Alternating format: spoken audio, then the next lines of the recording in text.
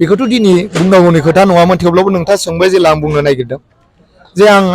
खैदिनमान सिगांनिफ्रायनो बुंबोबाय थाखादों जे जोङो ज' जानानै खौसे जानानै जों खामानि मावोब्ला जों जौगासारनायाव खोब गोरलैयै जौगालांनो हागोन आरो जोंहाथ' बर' हिसाबै जोंहा मावनो गोनां दङ जातिनि थाखायबो दा बे हिसाबै जोङो मोजां खामानिनि थाखाय बयबो ज' जालायनांगौ दिनै जोंनि भेरगाव समस्थियावल' नङा बिभिन्न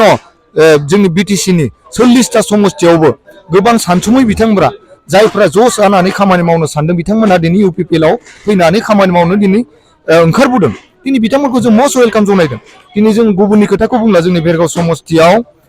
दिनैबो सासे एक्स चेयारमेन बिपिएफनि नरेश्वर पावेल सुक्लाय भिसिडिसिनि एक्स चेयारमेन बिथाङा गोलाव बोसोर चेयारमेन जाबाय बिथाङा 15 बोसोर बिथाङा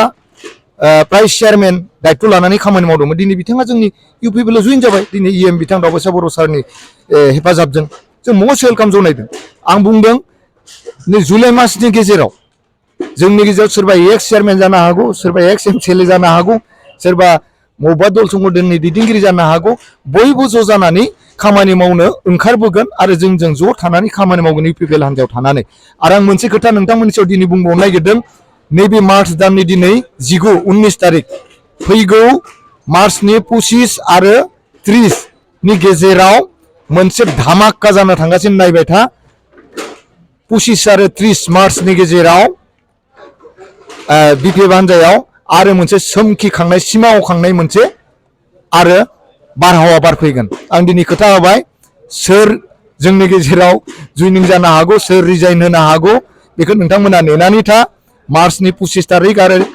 30 नि भितराव नायबाय था नंगौ दिपेन बुंनाया नंगौ होननानै आरो आं दाख्लिनिफ्राय बुंबाय थादों एक्स चेयारमेन एक्स एमसिएलए सोरबा दैदेनगिरिफ्रा जोंनियाव जइन जागोन होनना बुंबाय थादोंमोन जाबाय थादों नोंथांमोना नुबाय थादों आरो दिनैबो जाबावबाय आरो खम समनि गेजेराव गोबां मानसिया जइनिं जागोन जों मस्ट वेलकाम जनायदों जों ज' ज'यै खामानि मावगोन आगोलनि बाथ्राफोरखौ दोनदो जों खौसेयै जोंनि बिटिआर ओनसोलखौ जौगानायनि खामानियाव बयबो ज'यै फैलायदों खुनु जों रावजोंबो नांलाय खमलाय खालामालाबासिनो मोजां सान्थौजों जों आगबारिलांगोन गोजोन्थों।